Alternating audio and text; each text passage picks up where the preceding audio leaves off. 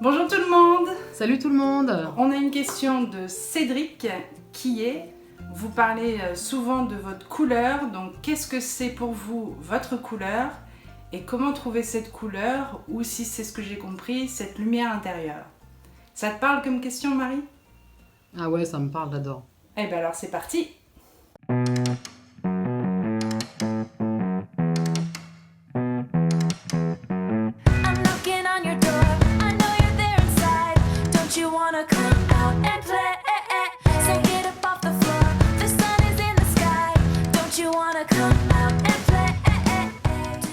Déjà pour moi, qu'est-ce que ça veut dire la couleur?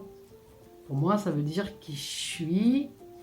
Je pense qu'on est des milliards d'humains sur la planète et qu'on a tous une vibration vraiment différente, un peu comme les empreintes digitales, il n'y en a pas deux pareilles. Et donc ça déjà pour moi c'est la couleur. Donc ça va être toute ma personnalité, tout ce que j'apporte, qu'est-ce que les gens y perçoivent à côté de moi. Et comment je peux l'incarner vraiment, comment je peux l'être, comment je peux la découvrir. Ben, ça peut être un long chemin, un chemin de vie, mais moi ce qui m'a permis de le trouver, c'est que j'ai suivi qu'est-ce qui me donnait envie. Envie, en deux mots, j'adore dire ça. Et du coup, à force de faire tout ce que j'avais envie de faire, eh ben je trouve ma couleur. Et la couleur, c'est un chemin parce que tous les jours, je me demande qu'est-ce que j'ai envie de faire. Et puis ben, un jour, je vais être plus attirée par faire, je sais pas, des vidéos avec Julie.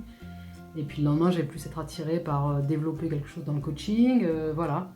Et pour moi, c'est comme ça qu'on trouve sa couleur. C'est suivre le fil qui dit, le fil de l'envie. Voilà. Et pour toi, Julie, c'est quoi? Alors moi je vais parler de couleurs. En fait je suis très visuelle, hein, j'ai beaucoup d'images dans ma tête. En fait j'ai une perception de mon soi supérieur, donc c'est-à-dire vraiment qui je suis au-delà de ce corps physique et de cette personnalité dans cette vie à l'instant T, là, maintenant. Et pour moi, mon soi, mon être, mon esprit, il a sa vibration à lui, il a sa couleur.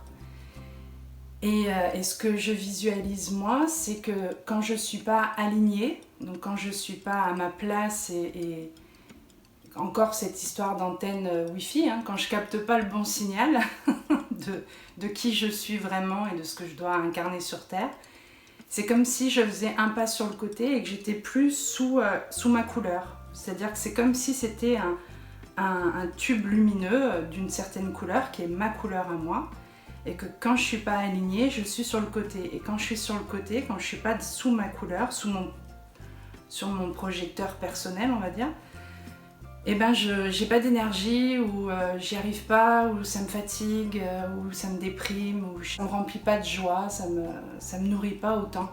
Alors que si je retrouve mon axe et que je me repositionne sous ma couleur, dans mon alignement, là tout va devenir plus simple. Je vais vraiment être moi, ça va être mon énergie, ça va me nourrir, et puis ça va être ma couleur. Voilà comment moi j'explique être dans sa couleur. Ouais, merci.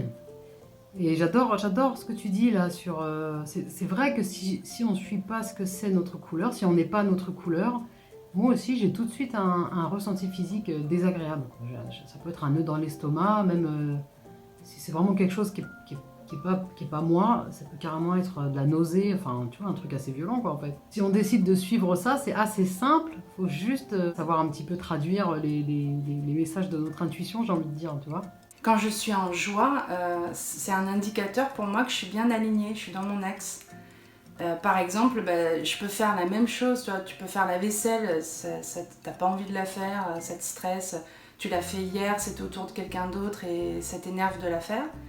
Et puis si tu te repositionnes dans ton axe, dans ta lumière, dans tes valeurs, dans tes besoins, ce qui te nourrit et ce qui nourrit ta couleur, hop, tu te reconnectes avec un truc plus élevé, plus joyeux, meilleur ou plus beau, j'en sais rien.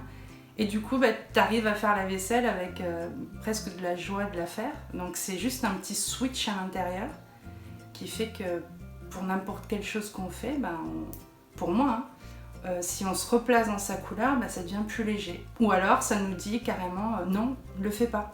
Non, c'est pas ta place, tu ne dois pas faire ça. Enfin, tu le ressens physiquement, quoi. Oui, parfois le message il est super clair, quoi.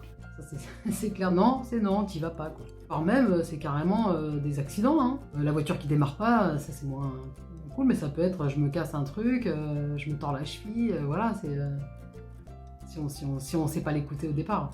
Une fois, j'ai fait un soin, un super soin, ça allait être génial, on me l'avait offert. Et au moment où je l'ai fait, mon corps il s'est mis à picoter de partout et mon corps il disait non, non, non, stop, stop, stop. Et j'ai arrêté. J'ai dit excusez-moi, mais je vais pas faire le soin. Je peux pas. Quand on parle de couleur, toi comme moi, je pense que ça rejoint beaucoup de choses. C'est l'intuition, c'est la connexion, c'est s'écouter, c'est ses valeurs, ses besoins. Voilà, ça englobe beaucoup de choses la couleur. Pour nous en tout cas. Oui, tout à fait. Et la couleur, on peut ne pas conscientiser ça, mais il y en a des milliers des couleurs, des nuances de couleurs. C'est pas juste les couleurs primaires. Il y a des milliards d'êtres humains sur Terre, donc il y a des milliards de couleurs. On se dit à la semaine prochaine pour une autre question. Si vous avez aimé la vidéo, likez, partagez, abonnez-vous. Vous pouvez aller voir soit là, nos autres rendez-vous avec Marie. Et on vous dit à la semaine prochaine. Au revoir.